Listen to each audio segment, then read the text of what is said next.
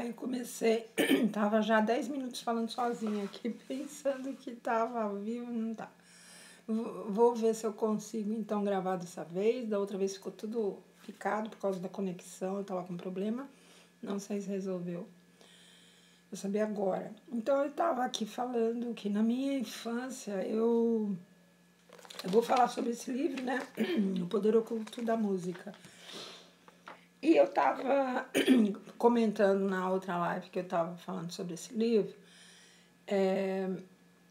eu não concordo assim com a ideia do músico, né?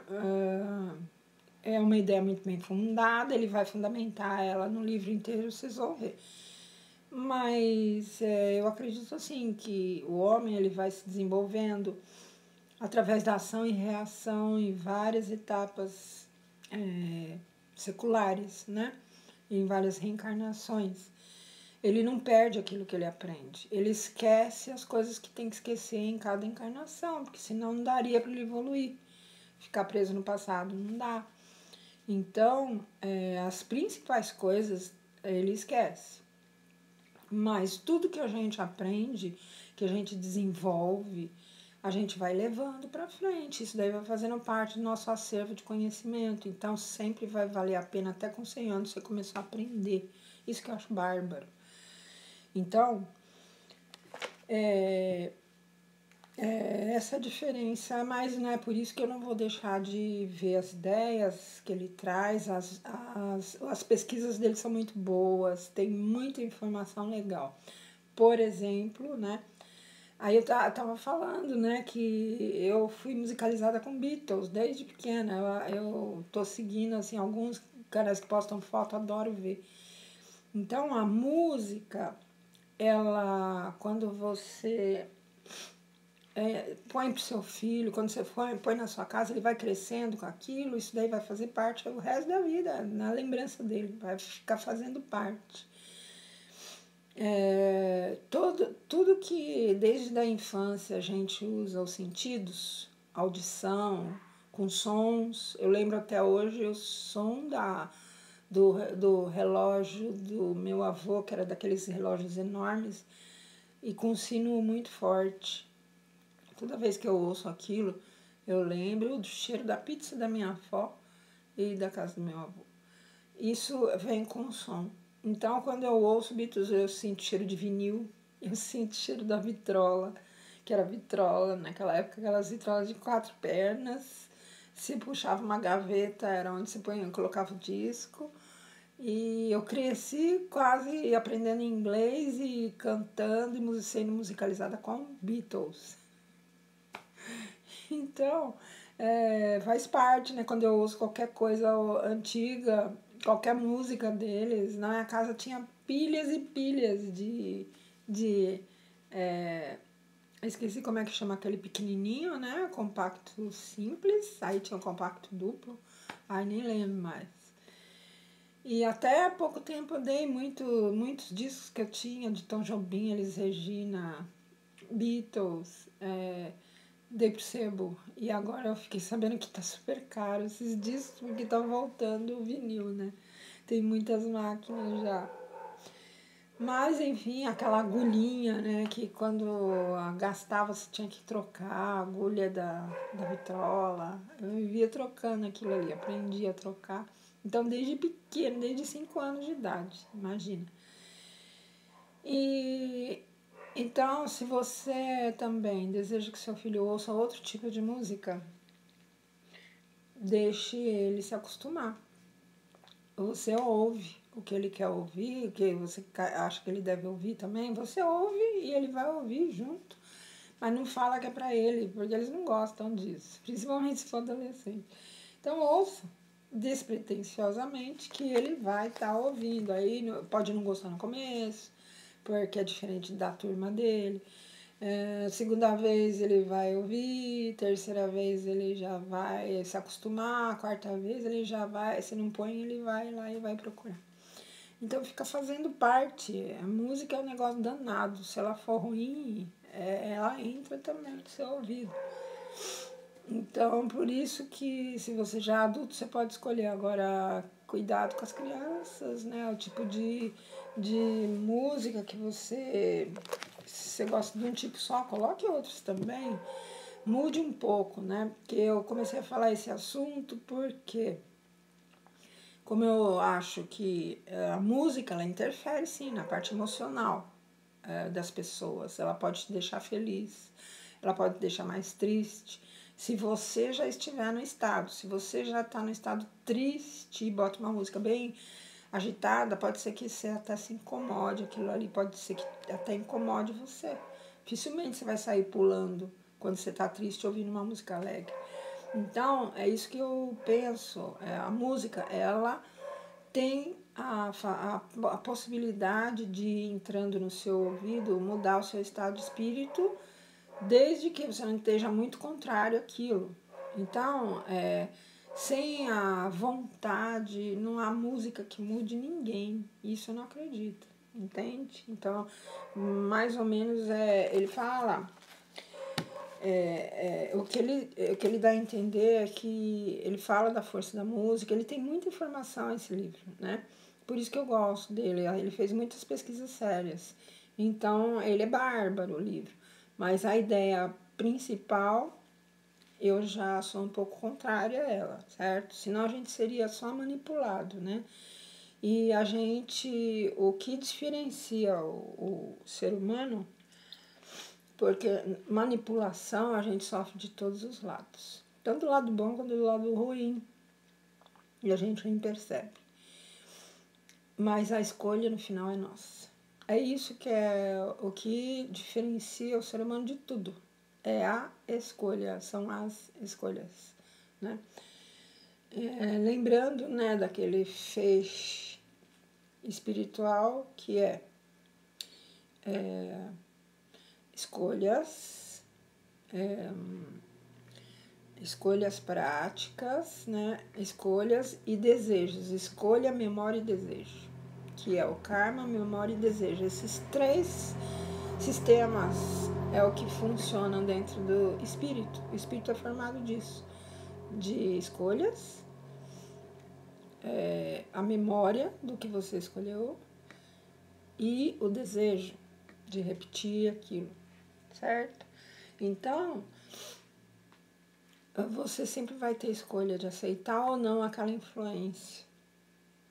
E aí, um pouco, né, se você for pensar, mas ele vai mostrando aqui outros aspectos, né, do poder oculto da música. Então, é bem legal, assim, quando você fica mais atento ao que a música pode proporcionar, que ele vai dar mais pra frente alguns exemplos bárbaros que realmente aconteceram, as muralhas que foram derrubadas com sons de trompetes. E lendo esse livro mesmo, né? Na época, quando eu li, eu falei, tudo bem, acharam, né? Mais pra frente ele vai falar, acharam no lugar mais ou menos que conta na Bíblia que aconteceu isso, acharam mais ou menos muralhas, restos de muralhas detonadas no chão, né, quando eles cavaram. E ali existia, sim, uma muralha que foi derrubada. Então, isso é incrível, né? Que realmente a coisa aconteça, é mais provável que tenha acontecido isso. Mas depois, mais pra frente, quando chegar, eu vou voltar nesse tema. Aí, o que tem nesse capítulo aqui, que eu achei fantástico, é a música, porque eu trabalho com Feng Shui. O Feng Shui, ele tá enraizado no Tai Chi. O Tai Chi vem do Tao. O Tao é uma espécie de seita religiosa, né? Da crença em Deus. O Tao seria aquela energia formadora de tudo, que na nossa, para os ocidentais, seria Deus. Então, no Feng Shui se trabalha os opostos, né? Tudo tem o seu positivo e o seu negativo. E se a gente observar na natureza, em tudo, a gente vai encontrar o negativo e o contrário disso, né? Porque é como se precisasse do contrário para provar o outro lado. É como se fosse uma relatividade necessária. Sempre você tem um sistema em que você pode comparar, né? Então seria o negativo, o positivo, mas esse não é um termo muito correto para usar pro Feng Shui. Seriam opostos que se completam, né? Em tudo existe isso.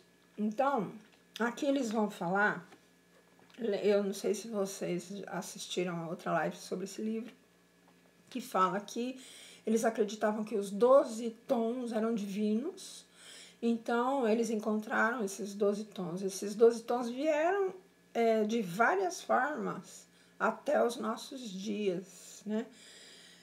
Por exemplo, e eles eram considerados, na época deles, sagrados, né?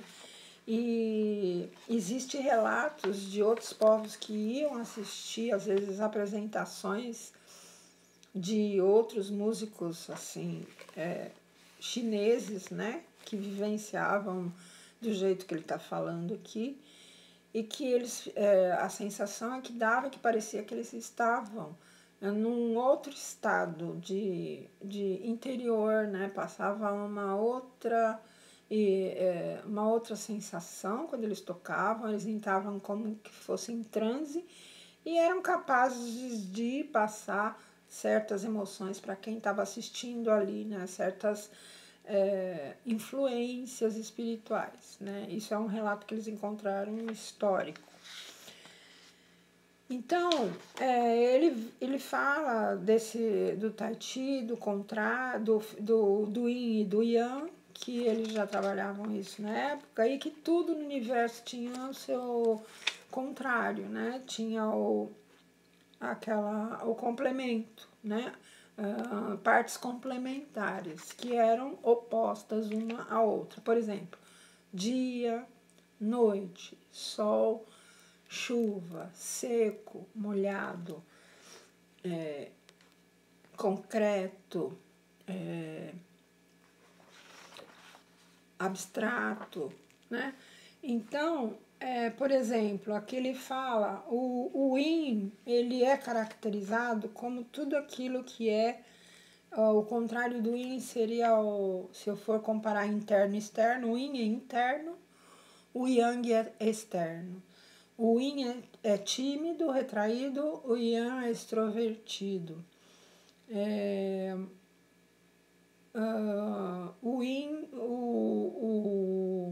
O Yin seria o branco.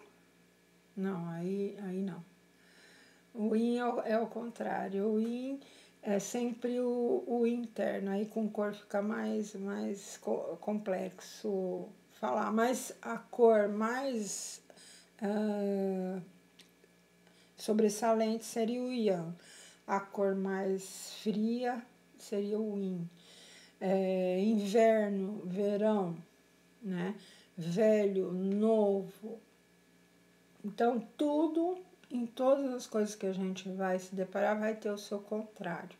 E, baseando nisso, meio a meio, eles começaram a fazer as coisas para se equilibrar, o Yin e o Yang. Então, por exemplo, o autor do livro, né, dá um exemplo. A Quinta Sinfonia de Beethoven, ela poderia ser classificada, né, o começo, tan, tan, tan, tan, seria classificado como Yang, né? Tan, tan, tan, tan. Aí vem pianinho, aí ela vai crescendo. Esse pianinho baixinho é o contrário, né? Seria Yang, as primeiras notas, e Yin, as notas contrárias, mais baixas, né? E mais introspectivas. Então, extrospectivo Yang, introspectivo Yin. Uma vez, estava fazendo um curso, aí o cara, não sei se é machista, se não é, ou se sei lá. Aí ele classificou assim, o Yang, o homem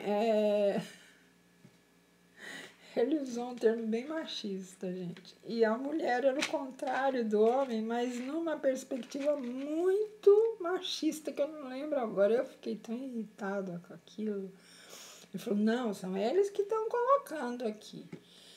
Sim, homem forte, mulher fraca. E outras coisas, mas aí coisas pejorativas, sabe? Ele classificando e lhe dando que era classificação chinesa. Eu não tenho certeza. Mas na boca dele parecia uma coisa muito ruim, sabe? Muito preconceituosa. Eu creio que tem certas interpretações que vêm para o ocidental que no oriental não vão ser da mesma forma, né? Enfim, eu não vou falar de homem ou mulher porque vai dar briga. Então eu tô falando aqui da música, né? Ficou claro, né? Tan, tan, tan, tan, tan, tan, tan, tan. Seria o Yang. E o pianinho, né? Piano em italiano é quando você toca a música mais baixo, né? Aí até o forte seria o Yang de novo, e o baixinho seria o Yin, né? Quando tá baixinha a música, quando ela fica baixa, depois ela explode, é o Yang. Então, tudo que é introspectivo, Yin, extrospectivo, Yang. E equilibrando sempre isso, né? Aí, depois disso, ele não fala disso aqui, mas aí eu comecei a fazer umas comparações. Se você pegar uma sonata, ela começa com um movimento rápido, depois o segundo movimento é lento. Olha o contraste.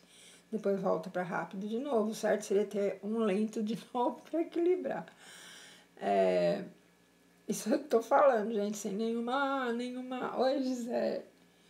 Sem nenhuma pretensão de acertar, né? Então, o outro contraste, durante as músicas, isso mais em sonatas você vai ouvir.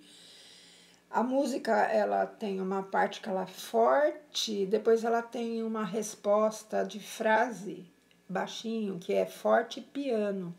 Quando está escrito piano na música, é que ela abaixou o som, né? O som fica bem baixinho.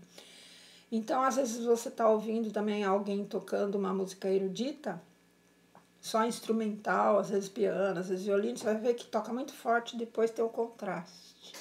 Isso é um equilíbrio, mas mesmo no ocidental tem isso, do yin e do yang. O yang é o forte e o yin é o fraco, né? O piano. Então, em tudo, aí eu comecei a observar, nossa, isso daí não era ocidental, mas vem ainda, só que não com essa preocupação como os chineses tinham. Eles queriam equilibrar tudo. Eles queriam equilibrar, por exemplo, eles achavam que numa orquestra tinha que ter metade homens e a outra metade mulheres. Tá vendo como não é uma colocação preconceituosa, como eu ouvi um outro professor falando? Porque é aqui ele fala no livro. A orquestra, para ela ter equilíbrio, eles achavam que tinha que ser metade homens, metade mulheres tocando, né? Que seria o yin, as mulheres, e o yang, os homens. E eles faziam isso, essa qualificação com os instrumentos. Imagino que na hora de tocar eles também tentavam colocar tantos tipos de instrumento yin, tantos tipos de instrumento yang, para ficar equilibrado o som. E aí eu fui vendo os outros conceitos, olha, até hoje chegou a nós 12 tons, né? 12 meses no ano.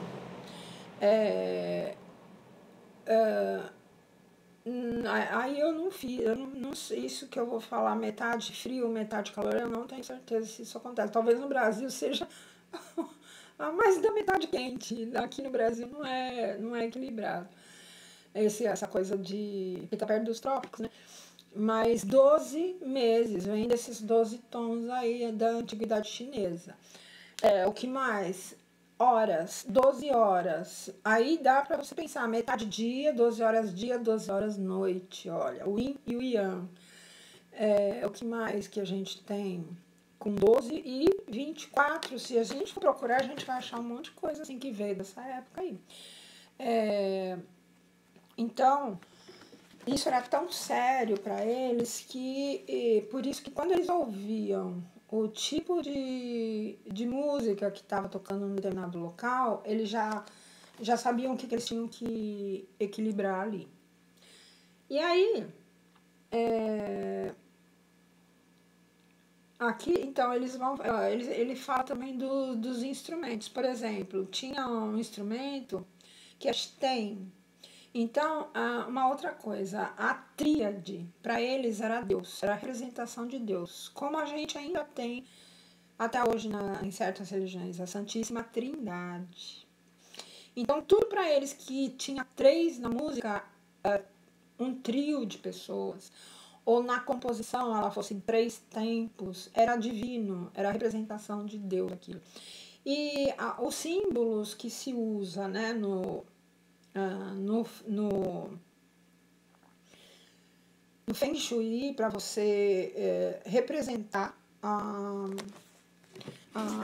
totalidade de tudo que existe são essas três linhas, né, que eles colocam, só que a linha Yang, ela é sem corte, e a linha Yin, ela vem cortada. Então, por exemplo, se vocês já viram alguma plaquinha de Feng Shui, vocês vão ver, isso daí tem um nome. Não tem um nome esse tipo de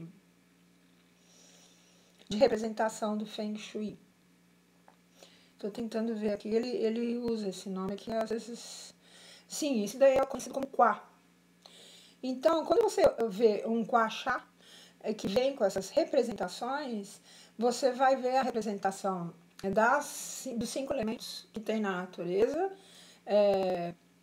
pedra, metal, água, fogo e madeira, né? Terra, aliás, não é pedra, terra, metal, água, fogo e madeira. Então, esse tipo de material que representa todos os elementos que a gente tem, por isso que eu falei outro dia, nosso corpo é composto do mesmo composição do tronco da árvore, né? Os elementos químicos são os mesmos, mas o que nos diferencia é a forma com que a gente se manifesta, através de escolhas. E toda a outra parte da natureza, ela já é programada, né? Ela não é autoprogramada, ela foi externamente programada e ela simplesmente segue essa programação. Os animais, né, com instinto, mas quando você vai se aprofundando, principalmente nos animais, você já vai vendo uma complexidade, né, de emoções e sentimentos, que é o instinto, até chegar em nós que temos essa capacidade de controlar tudo isso dentro de nós, né? Então, essa representatividade trígono que chama, deixa eu ver. Então, a linha quebrada seria o Yin no trígono. E a linha sem divisão, inteira, seria o Yang. Misturando nessa representação, eles conseguiram as 12 formas de representar tudo que existe no universo. No mundo, né? No mundo, não no universo. Então, era uma escrita. Isso é uma escrita entre o Yin e o Yang. E aí vem sempre essa natureza tripla, né? Às vezes você tem 2 linhas inteiras, uma linha picada, às vezes tem uma linha inteira, uma picada, uma inteira. Cada formação dessa representa, são 8, aliás, não são 12, são 8. Ela vai representar uma forma de composição. Por exemplo, 3 linhas inteiras, sem dividir, ela representa a Terra. Né? Se você tem uma linha interrompida e 2 embaixo, vai representar o metal. Se você tem uma linha reta, uma picada, interrompida e uma inteira, você vai ter o fogo. Se você tem 2 interrompidas e uma inteira, vai representar o trovão. Se você tem 2 inteiras e uma interrompida embaixo, madeira. E assim vai. Aí com esses 8 símbolos, eles conseguiam representar tudo que eles. E representar e classificar, né? As coisas para eles colocarem em equilíbrio. Tinha que ter metade do yin, metade do yang. Por exemplo, tinha instrumento esse stem, pedra. Ele era um instrumento de pedra, tipo um carrilhão, e ele representava uma parte no tempo também eles relacionavam as coisas com a estação do ano que se estava. Ele representou o outono e inverno, e o elemento da natureza que ele está ligado seria o céu. Então eles tinham uma representatividade de todo o material do que era formado o instrumento, ligando ele à natureza, a estações do ano, porque cada estação do ano ela vai ter o seu elemento magnético, energético, e ela vai estar relacionada com tudo aquilo que cresce nessa estação do ano, certo? Então, não é uma coisa estanque, não é uma coisa intuitiva, é uma coisa, se você for pensar a nível lógico, é científica, porque quando você tem uma certa estação do ano, acontece alguma coisa com os animais, acontece alguma coisa com a plantação, acontece alguma coisa no seu modo de você viver, mais interiorizado, mais coberto, sai menos. Então, tudo isso está interligado, por isso que eles colocam e está certíssimo. Nós estamos totalmente influenciando, sendo influenciados na natureza. Então, eles conseguiam, através do Feng Shui, relacionar todo esse sistema através de símbolos e material da coisa que é feita, provando realmente que nós estamos todos interligados, né? Tanto com o material que as coisas são formadas, e com a matéria química, que nós também temos, a mesma matéria química da madeira, no caso, de uma árvore, e como que a gente influencia e é influenciado por isso, desde o posicionamento também da gente com relação aos pontos cardeais, por causa do magnetismo, porque a bússola funciona assim, né? Ela é ligada com o magnetismo, ela funciona com o magnetismo dos pontos cardeais, e a gente usa ela para se localizar. Então, tudo eles conseguiram relacionar através do Feng Shui. E como é que fala? A estação do ano, a posição magnética com relação aos pontos cardeais, o material, né, do que é feito aquilo com que você vai se relacionar, ou vai tocar, ou vai viver dentro da sua casa. Então, tá tudo se interligando e se influenciando magneticamente, energeticamente. Por isso que dá certo quando o Feng Shui ele é feito por uma pessoa que sabe o que está acontecendo, que entende profundamente essa estrutura, né? Essa estrutura e essa forma de se relacionar com tudo que está à sua volta. Então, aqui eles têm outros instrumentos. O Tui, ele era representado por uma linha quebrada e duas inteiras. Elas ficam uma embaixo da outra, né? Então, vinha assim, duas interrompidas, uma inteira e uma inteira. Então, esse instrumento, ele seria representado ele seria de metal, como um sino, um carrilhão também, só que o outro que eu falei era de pedra, esse de metal. Na bússola, ele está no oeste, ele representa essa posição cardial.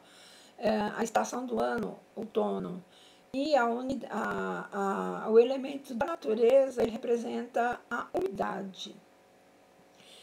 Agora, tem alguns pontos aqui que eu precisaria estudar e pesquisar para ver qual é a relação desse instrumento de metal com umidade, porque aqui a gente lendo assim é muito, como é que se fala?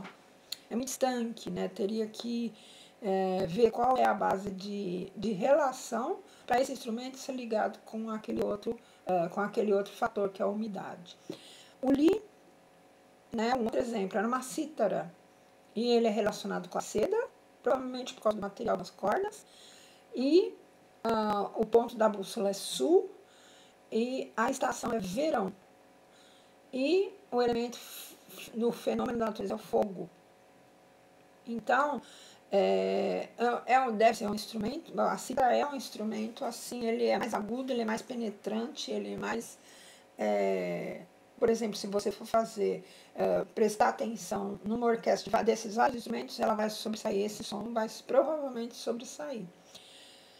Aí tem outros de madeira, de percussão, né? Eles estão ligados à primavera, verão e vento. E é chamado assim, o instrumento é chamado caixa do tigre. O outro era feito de pelo, que era um tambor também. Esse está relacionado ao inverno. Essa coisa de inverno, primavera, verão, com certeza está relacionado ao tipo de material do instrumento, né? E também ao som que o instrumento promove. E está relacionado à água, esse de tambor de pelo. Aí tem outro que é uma cabaça, que é uma flauta de pan. Ela está relacionada com montanha, inverno e primavera. O outro é relacionado com a terra, é uma flauta. E verão e outono. Veja que é diferente daquela flauta de pan, que é inverno e primavera. Verão e outono, e ela está ligada ao elemento terra. Então, eles conseguiam classificar absolutamente tudo que se usava na época, tudo que se tocava, tudo que se usava de utensílio e móveis também decorativos, com a natureza e o elemento que fazia parte e o equilíbrio entre o yin e o yang. Então, era classificado, cada coisa era classificada em yin e yang, ou yin e yang ao mesmo tempo, existe também essa classificação. E aí eles conseguiam o quê? Combinar tudo isso de forma artística, de forma harmônica, quando eram móveis, né? Até o modo de você se vestir, o modo de você ser também. Eu estava pensando, né? Existe o yin e o yang dentro. Se você... a forma como você se mostra yang, dentro de você tem que procurar cultivar o yin, né? A introspecção, né? Nos seus momentos mais... de solitude, você procurar se aprofundar mais.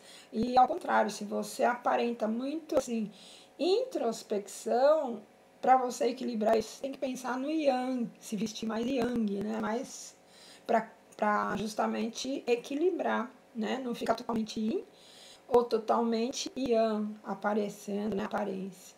Então dá para a gente pensar um monte de coisa que a gente usa, que a gente faz para equilibrar o yin e o yang, né?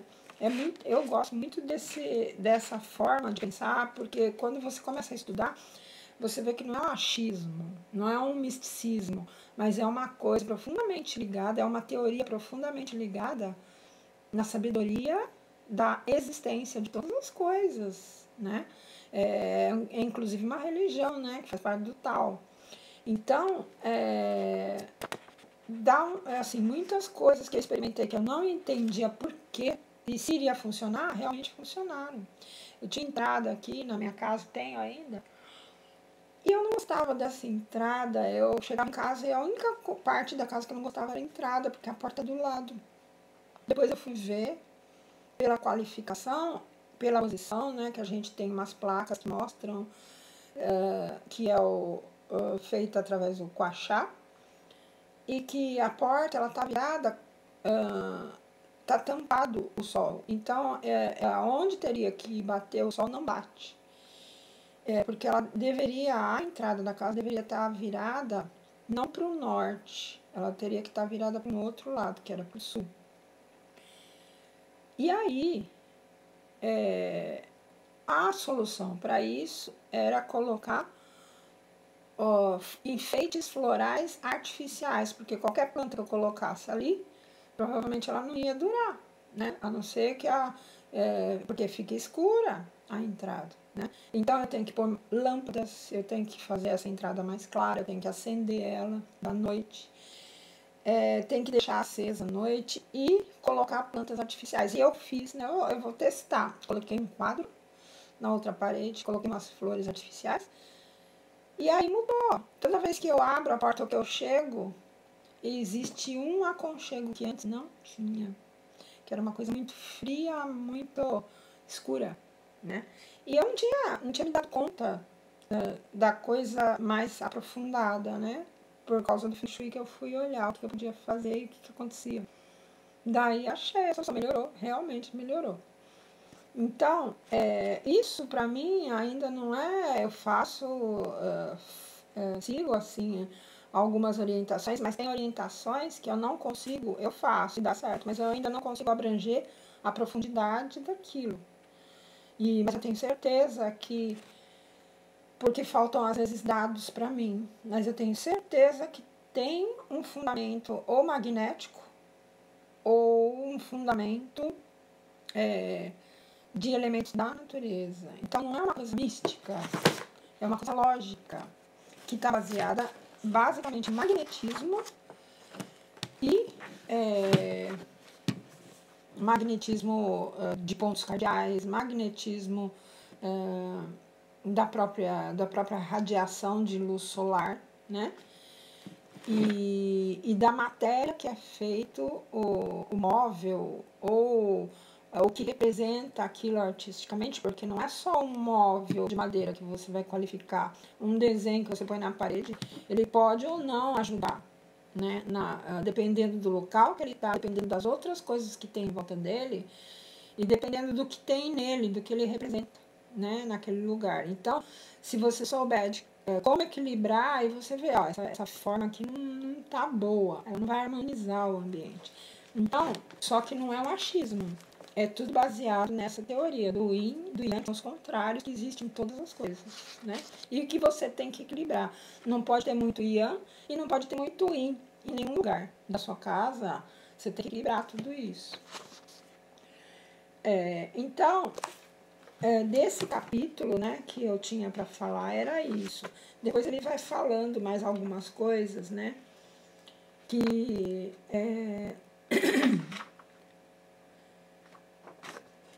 aqui, sim, aqui ele fala aquela parte daqueles musicólogos que foram para a China, viajaram e falaram a impressão que eles tiveram, né, naquela época. Então, aqui ele fala, olha, a música chinesa daquele tempo era notável pela tentativa que fazia de liberar o ouvinte das cadeias do mundo físico. Dirigiu o ouvido interior para a fonte suprema de todo som, totalmente além do mundo material exterior. Podem fornecer-nos uma ideia disso as narrativas dos primeiros musicólogos ocidentais que viajaram à China, antes que se perdesse de toda a tradição clássica. Um deles relatou: a música da cítara de 7 cordas tende constantemente para sons imaginários. Prolonga-se um vibrato por longo tempo depois de haverem cessado todos os sons audíveis. A corda que não é tocada, posta em movimento por um súbito glissando interrompido. Glissando é quando você, dependendo do instrumento, se for a cítara de corda, você passa o dedo bem rápido na corda, você não puxa a corda, você passa por ela, isso é um glissando. Então, a corda não ferida, né, posta em movimento por um súbito glissando interrompido, produz um som escassamente audível até para o executante. Era um som muito baixinho, até nem o executante ouvia. Nas mãos dos executantes de uma geração mais velha, o instrumento tende a ser usado mais para sugerir sons, olha que louco, do que para produzi-los. Então, eu penso assim, existe uma época que a gente acha estranho, mesmo no que a gente costuma ver de monumento que ficou, a gente pensa, como que eles tiveram estrutura para fazer um negócio monumental? Como que eles fizeram para fazer aquilo daquela forma? Como eles colocaram essa pedra desse jeito? Existiu. Isso eu li em livros não convencionais, né? Que existiu uma época, na época das cavernas, veio uma população de um outro local, fora da Terra, que estava sendo exilada dessa civilização adiantada, porque eles eram muito rebeldes, eles não se acomodaram naquela civilização, eles estavam incomodando demais, eles não estavam deixando o povo se desenvolver. Então, eles, a partir de uma ordem superior daquele planeta, eles foram exilados para cá para ajudar a evolução do povo daqui das cavernas. E é claro que eles eram de uma inteligência superior, bem superior, né? Até para hoje seria superior essa inteligência. Então, aqui era como uma prisão para eles. Assim como nos Estados Unidos, muitos presidiários foram mandados no começo, né, da colonização dos Estados Unidos, muitos presidiários foram colocados lá para povoar a terra, né? Em alguns lugares eles fizeram isso. Então, era a mesma coisa com a terra. Eles trouxeram esse povo para cá para ajudar na colonização, digamos assim, da terra. E, então, tem coisas que não se explica como que eles conseguiram fazer. Era esse povo aí, com a inteligência. Eles criavam mecanismos da época mesmo, só que avançadíssimos, para a gente ter uma ideia. Os instrumentos de cirurgia que se usa hoje são muito pouco modificados, os bisturis, desde a época de Roma antes de Cristo, na medicina aplicada lá. Eles não tiveram muito mais modificações, eles são instrumentos assim magníficos, que são usados até hoje para operações, a forma do bisturi, do jeito que ele é feito. Outro dia eu estava vendo a comparação, né, de hoje, o bisturi de hoje com o bisturi daquela época é quase nenhuma a diferença, é claro o material, né, que é feito, mas a forma do bisturi é a mesma. Então, olha a evolução, de onde que veio isso daí? Não era do homem que estava vindo desde as cavernas, era uma civilização que estava aqui misturada, ela era mais adiantada realmente, só que ela estava aqui misturada. Ela não estava com disco voador, ela estava reencarnada, mas eram espíritos mais evoluídos. Por isso que a gente vê essas discrepâncias. Eu acredito que isso aqui que ele está falando seja esses músicos mais adiantados, que conseguiam esta elevação, com este tipo de música, que hoje a gente não ouve mais. Mas o espírito deles já era evoluído, já tinha alcançado uma inteligência superior que conseguia fazer isso naquela época. Se você for pensar na estrutura do Feng Shui, ela é fantástica. Ela não parece possível uma civilização, se você for a pensar atrasada, conseguir ter esses arroubos, né, de perfeccionismo e dessa intuição tão perfeita assim de criação, chega a ser científica. Então, com certeza, eu penso, né, que seria a mente dessas criaturas que vieram ajudar a colonização na Terra. Então, espero que vocês tenham gostado. Eu adorei as informações desse capítulo, porque tem muito a ver com Feng Shui, com o que eu trabalho, e com música também, né? Então, até a próxima live. E tenha uma ótima semana. E até a próxima.